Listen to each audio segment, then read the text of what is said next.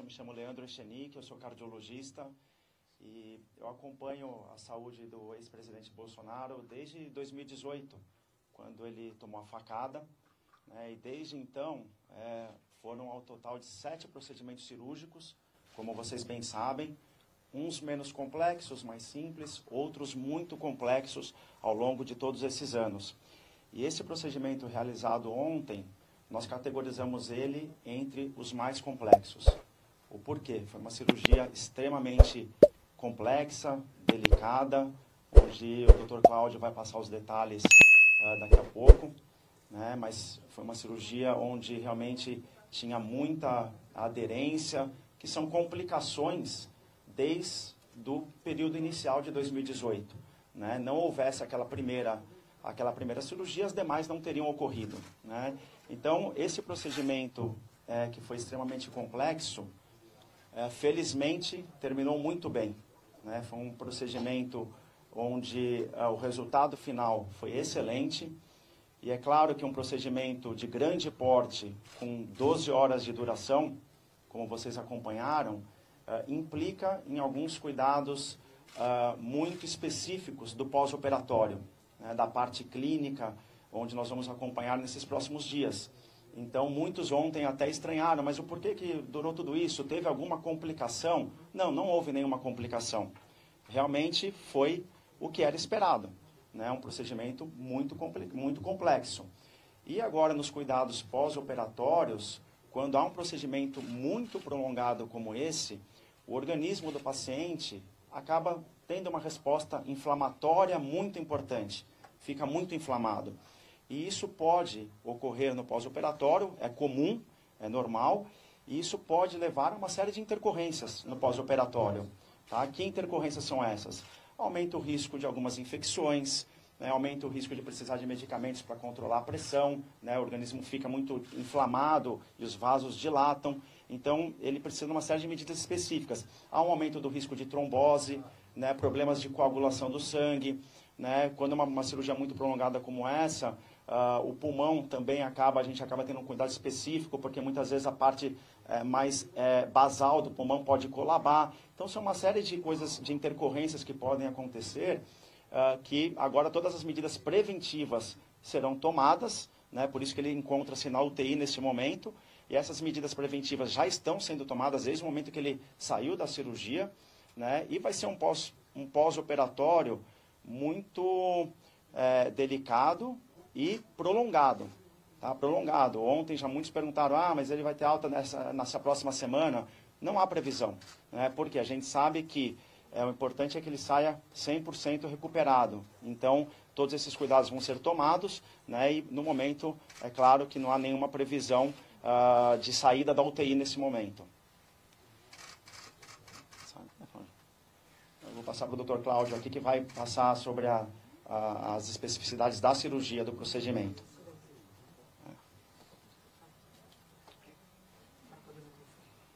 Bom dia a todos. Eu sou o Dr. Cláudio Birolini, fui eu que conduzi o ato operatório ontem do presidente. Peço desculpas pelo cancelamento da entrevista coletiva de ontem, foi um pedido nosso, da equipe, porque depois de 12 horas de cirurgia nós estávamos todos muito cansados. Com relação à sequência de eventos, na primeira avaliação em Natal, o presidente estava estável, mas ao longo do sábado para o domingo, ele mantinha sempre um quadro de distensão abdominal, um desconforto abdominal persistente, e o que nós notamos foi uma elevação dos marcadores inflamatórios, que é o PCR. E chegando aqui em Brasília, nós optamos por trazê-lo aqui para Brasília, e na chegada a Brasília foi repetida uma tomografia que mostrou que ele mantinha um quadro de distensão abdominal, apesar de quase 48 horas de tratamento clínico, que a gente diz, que é a descompressão do tubo digestivo, jejum, etc. Isso, associado ao achado da tomografia e a essa elevação do PCR, nos levou a indicar o tratamento cirúrgico. A decisão tomada, a cirurgia foi conduzida durante todo o dia de ontem, e eu já tinha em mente que seria um procedimento bastante complexo e bastante trabalhoso, em função de uma experiência prévia com casos semelhantes. A grosso modo, a situação do ex-presidente era a seguinte: era um abdômen hostil, múltiplas cirurgias prévias, aderências causando um quadro de obstrução intestinal e uma parede abdominal bastante danificada em função da facada, em função das cirurgias prévias. E isso já nos antecipava o fato de que seria um procedimento bastante complexo e bastante trabalhoso. Para vocês terem uma ideia, para a gente conseguir acessar a cavidade abdominal do ex-presidente, foram praticamente 2 horas de cirurgia, mais umas 4 ou 5 horas de liberação de aderências. E uma vez finalizada essa parte do procedimento, a gente começa a segunda etapa, que é a etapa de bolar uma estratégia de reconstrução, tá? Porque tem diversas alternativas e a gente tem que decidir qual que é a melhor forma de recolocar as coisas no lugar. Então, só para terem uma ideia, a liberação dessas aderências é feita de forma milimétrica praticamente. Se você liberar um intestino que tem 3,5 metros, você vai centímetro por centímetro, tomando cuidado para não lesar o intestino. O intestino dele estava bastante, vamos dizer assim, sofrido, o que nos leva a crer que ele já vinha com esse quadro de uma suboclusão subclínica há alguns meses, tá? Que isso se reflete pelas várias internações que ele teve ao longo desses últimos meses. Isso também contribuiu para a decisão da tomada, da decisão de uma intervenção cirúrgica. Bom, liberamos todas essas aderências, o intestino dele foi liberado desde o início até o final, foi revisto várias vezes para que não ficasse escondida nenhuma lesão desapercebida. O intestino foi reposicionado de forma ordenada na cavidade abdominal e nós reconstruímos a parede da forma que consideramos a mais adequada no momento. É importante que vocês saibam que reconstrução de parede abdominal nessas condições não aparece, não está escrito no livro o que é que você tem que fazer. Você tem que tomar uma decisão em função do achado, tá? Então ele tinha vários componentes que colocam essa condição como uma situação bastante complexa em termos de reconstrução de parede abdominal, mas o que nós fizemos ali foi o arroz com feijão, que é o que a gente costuma fazer em casos assim, e o resultado final foi bastante satisfatório.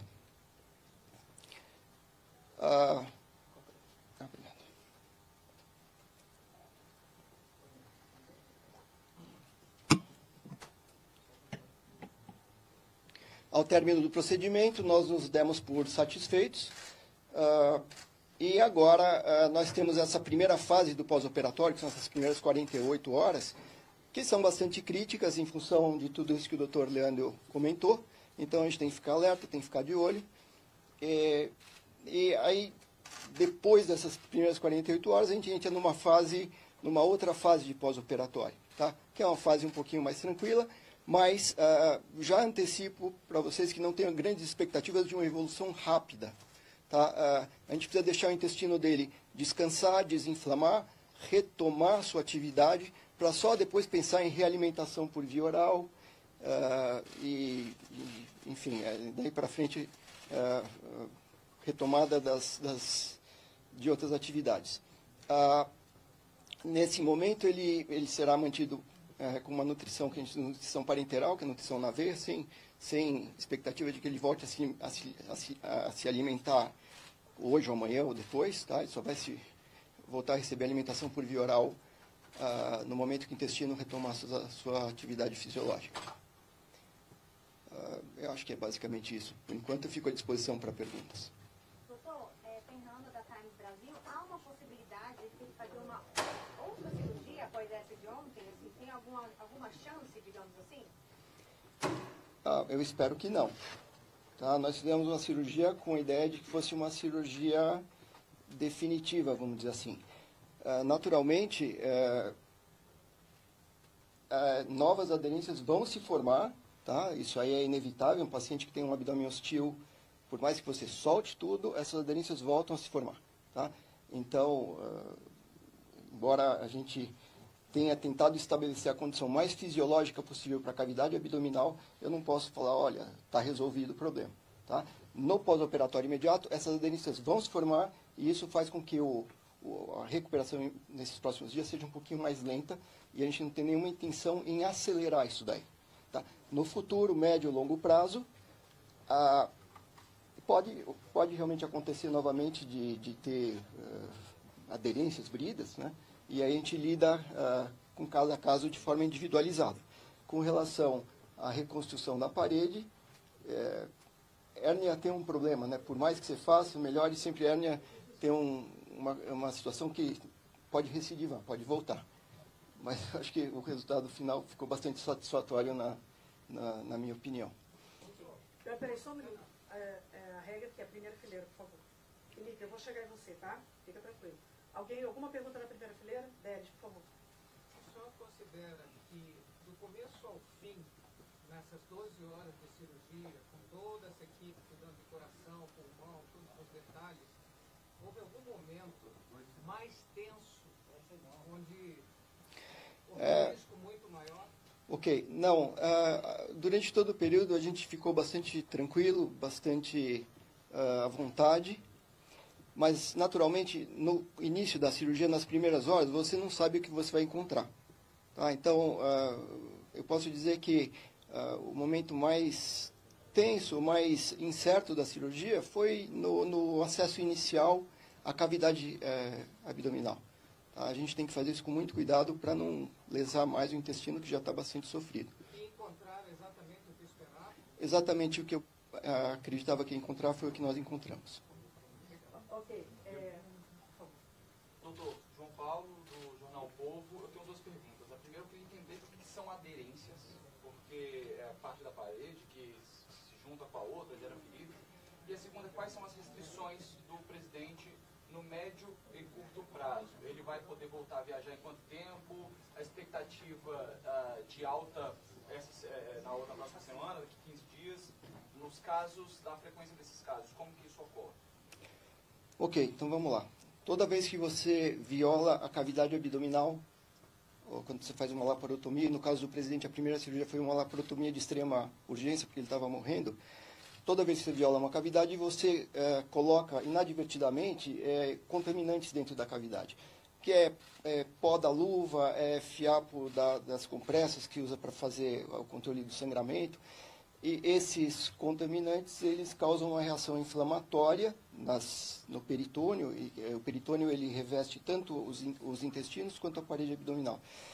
E essa reação inflamatória resulta em aderências. Se você abrir o abdômen de alguém que nunca teve nenhuma cirurgia, o intestino é todo soltinho. Mas quando você abre um abdômen que já foi operado 4, 5, 6 vezes, as alças elas ficam todas agrupadas. Quer dizer, você não consegue individualizar, a menos que você faça a correção dessas aderências. Todo paciente submetido à cirurgia abdominal tem aderências, ok? Em grau maior ou menor. Grande parte dessas aderências elas são assintomáticas, elas não causam nenhum problema.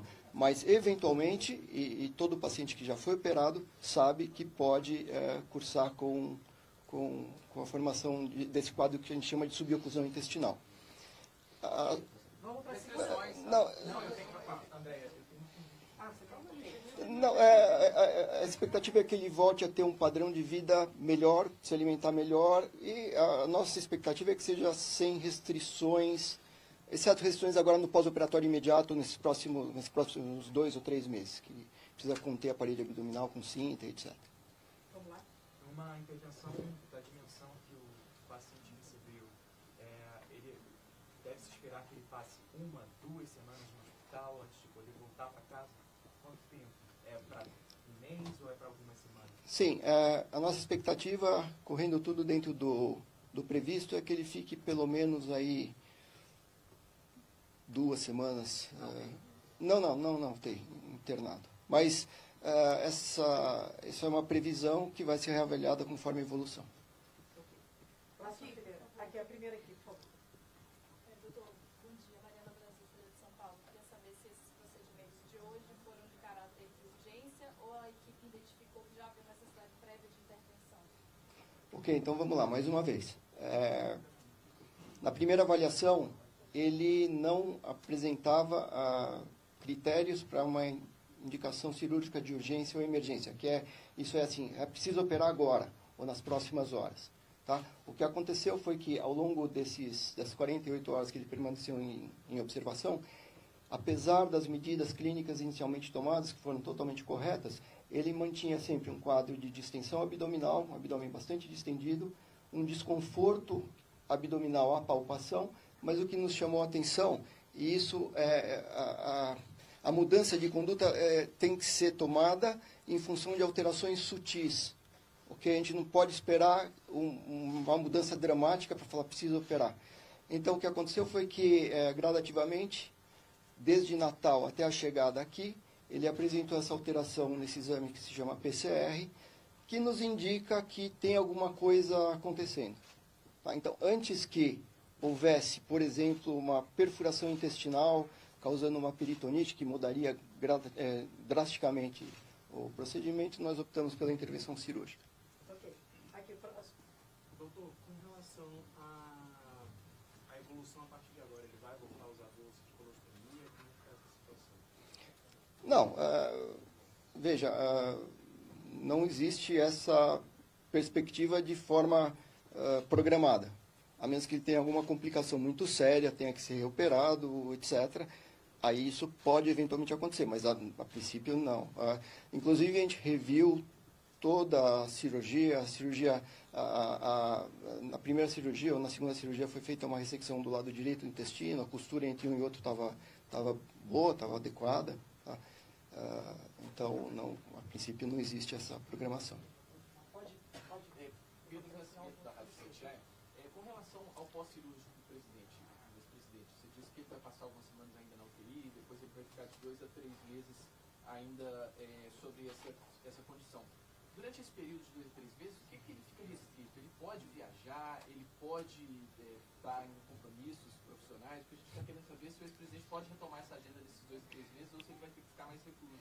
Ok, vamos lá, agora vamos passar por essa fase inicial do pós-operatório imediato. Vamos passar pelas outras fases e aí a gente vai conversar com o presidente. Ele tem uma agenda bastante intensa e é difícil segurar ele. Então, eu vou tentar segurar na medida do possível, mas, enfim, ele tem o ritmo dele.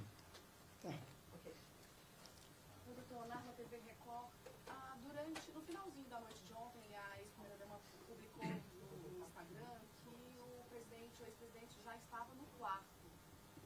Só para a gente entender, porque a informação que a gente tem é que ele está na UTI. É uma UTI no quarto? Como é que é isso? Não, ele estava na UTI. Quando ela se referiu que ele já está no quarto, ela estava dizendo que ele já saiu do centro cirúrgico e já foi para o quarto de UTI.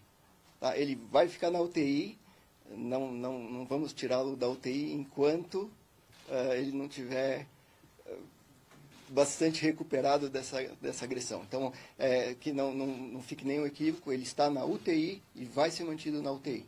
Tá? O quarto é o quarto de UTI. Não, por enquanto não. Felipe.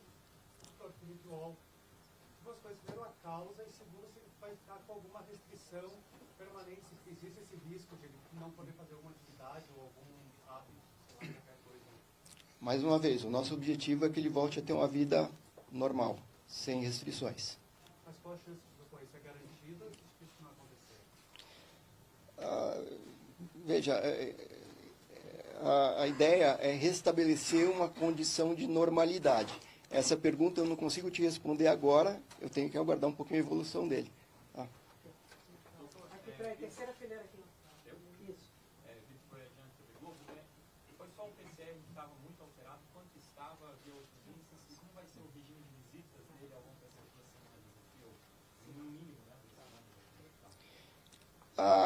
Veja, o valor do PCR normal é abaixo de 1. Então, eu não lembro os valores exatos, mas o PCR dele inicial era de 6. 12 horas depois subiu para 40. Aqui chegou em 100 e 150. Então, é uma alteração significativa, não é que subiu de 2 para 3. E isso é uma elevação em um curto espaço de tempo. Então, mediante essa alteração, isso para a gente é um sinal precoce de que tem alguma coisa desandando. Tá bem? As visitas médicas são realizadas toda hora. A gente está aqui de plantão o tempo inteiro. As visitas para familiares também estão liberadas, mas eu conversei com a equipe, conversei com a dona Michele para a gente restringir ao máximo. O ex-presidente, ele gosta muito de falar, conversar, e nesse momento eu acho que a gente tem que deixar ele mais tranquilo, num ambiente mais reservado. Tá? Madu, próximo. Bom, meu nome é Madu Toledo, sou do Metrópolis. Eu queria que você explicasse, por favor, como será esse pós-operatório, quais cuidados o Bolsonaro deve ter, o que vocês vão fazer para que ele se recupere o melhor possível, o mais rápido. Quer falar? O Antônio, fala. Então, o pós-operatório começou muito bem.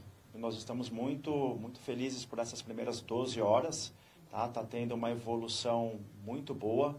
Né? Algumas intercorrências que poderiam ocorrer já nessa fase inicial não estão acontecendo. Né? Então, essas próximas 48 horas são fundamentais para a gente definir aí os próximos passos. Mas agora ele já está recebendo antibiótico de forma preventiva, tá? Não há infecção ativa.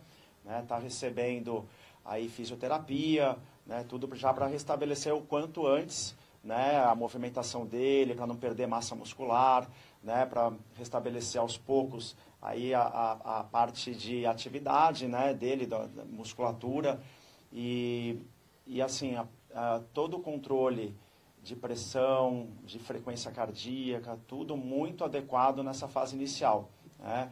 A conduta de alta da UTI para o apartamento depende de uma série de variáveis, né, que nem cabe aqui a gente entrar na parte técnica, mas que vai ser realizada com toda a segurança. Né? Não há pressa, eu acho que a evolução dele é passo a passo, né, para que ele se restabeleça da forma mais segura possível, né, por mais que a gente sabe de toda a agenda, né, de toda o presidente sempre muito ativo, mas agora é falar pouco, né, fazer a fisioterapia, receber todas as medidas preventivas que ele está recebendo, para que a gente dê alta da UTI no momento oportuno, né, no momento correto.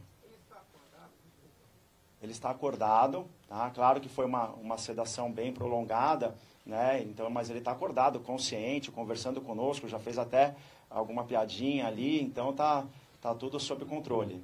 Ok. Poder 360 vai fazer pergunta? Não, ok. Quem é o próximo? Felipe?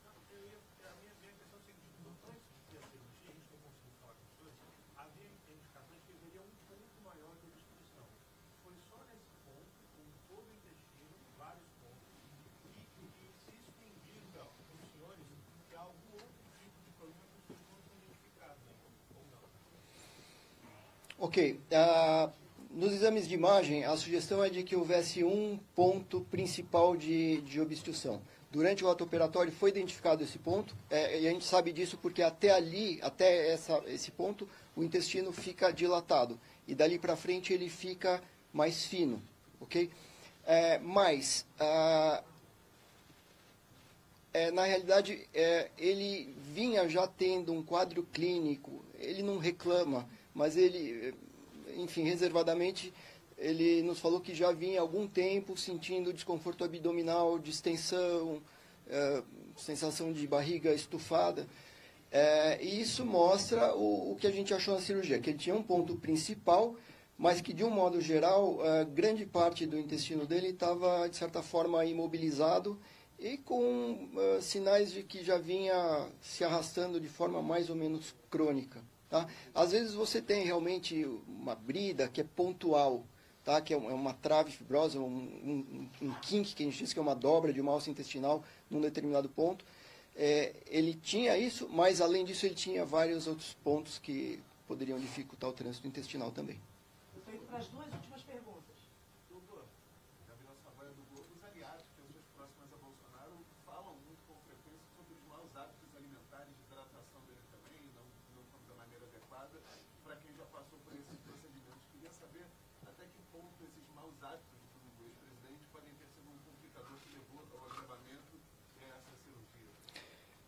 Ok, essa questão foi levantada, inclusive para o ex-presidente, e nós não conseguimos identificar nenhum tipo de alimento ou alimentação que pudesse ter desencadeado o quadro atual. Tá legal? Uma alimentação muito cheia de fibras, salada, casca de fruta, casca de camarão, pipoca. Isso pode realmente desencadear um quadro suboclusivo num paciente com uma predisposição existente. No momento atual, nós não identificamos nada. O fato dele comer pastel com caldo de cana não afeta isso daí. Tá bem? A última pergunta, Fátima. Bom dia. Esse problema do presidente veio decorrente da facada ou tem algum outro fator que influenciou também? O ponto de início é a facada. A facada, cirurgias iniciais, e posteriormente as outras cirurgias de reconstrução, todas elas têm um fator que tem um papel no quadro atual. Tá? Então, o objetivo dessa cirurgia foi reverter todos esses fatores que poderiam contribuir para uma nova ocorrência de um quadro assim. Então, mas o ponto inicial, fique claro para todos, foi a facada. Tem previsão de boletim diário, por dia, cada 20 horas? Você quer falar? Olá a todos, meu nome é Alisson, sou diretor-geral aqui do hospital. Os boletins, a pedido, normalmente a gente só libera quando a família está de ok junto com a equipe médica, mas a ideia é que a gente emita os boletins diários para vocês. Tá? A princípio. A não ser que a gente tenha uma mudança, né, doutor Cláudio? Muito diferente do que a gente espera e aí a gente atualiza sempre vocês. Tem como tirar uma foto de vocês? Sim, a gente pode organizar a fotografia agora. E a saída também precisa ser organizada. Vocês viram que é um pouco labirinto para chegar aqui, então vocês não podem sair sem acompanhamento, porque vocês vão se perder no caminho, ok? Então vamos organizar a foto agora. Então, como é que vocês querem fazer? Tira o púlpito, gente? Para tirar o púlpito tem que vir todo mundo buscar os seus microfones. Na frente? Ok. Então vamos na frente? Tá bom. Cuidado com os microfones, tem um celular aí em cima. Não. Só segura de um lado.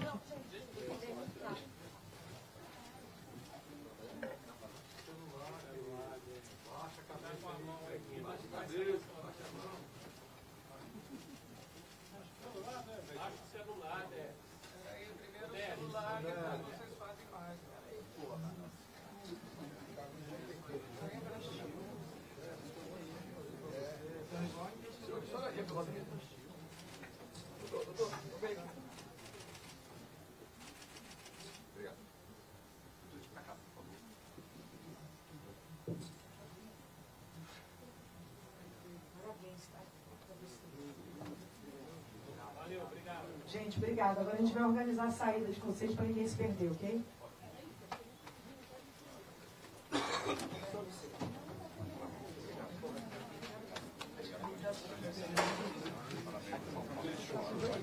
Não, fica tranquilo, fica tranquilo. Vamos lá, eu vou ficar aqui.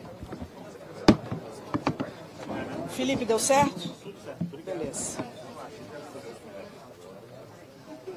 Da CNBC. Tá aqui o CNBC. Ela foi embora? Ela foi embora, esqueceu o microfone. Ah, tá. Fala, Prudência. Imagina, bom. Você até de não ter deixado foi bom. Você é besta, velho. Na próxima vai dar certo. Na próxima vai dar certo. Imagina. Você achou o sobrenome?